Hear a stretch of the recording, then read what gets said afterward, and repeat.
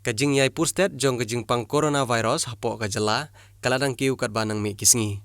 Ha kajing pentikna jong ki bor sarkar ba uwei usipai BSF ubalet pak sumari lade ha Negrims Hospital Shillong ulayo ya kene kajing pang. Ha kene kajing pentikna ba ute usipai BSF uyo ya kene kajing pang kibabun kipat ba kibalet pak sumar ha kate hospital kilahap bansyong quarantine.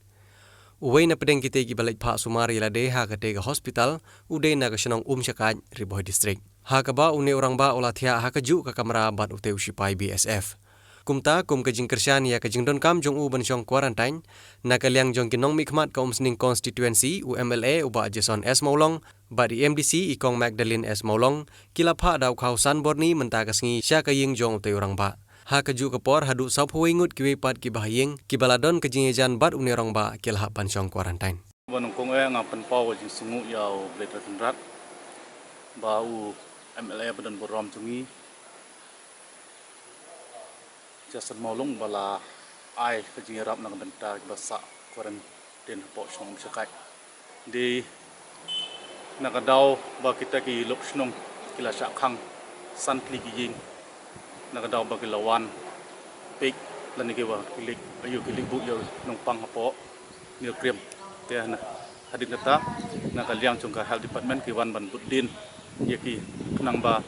like nang kata kajing ya subhead yung kata kajing pang but naga liang chung kata health department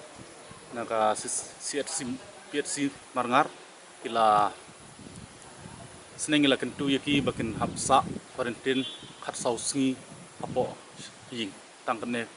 nga pen pausa kajing komple yai ba lansis bela yarap lang yangi bala ai kata kubor pen poi pen sngap yai MDC ban ai chung ka umsni konsensi bala ai bala don rengkat lembat ngi bala yarap yangi naga benta kasnong jungi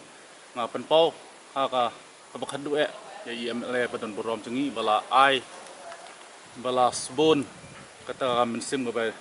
relang bat kasno jungi tetang takni kentin publish teh kini kisanyin kidon kumba kat nongut kini kisanyin kidon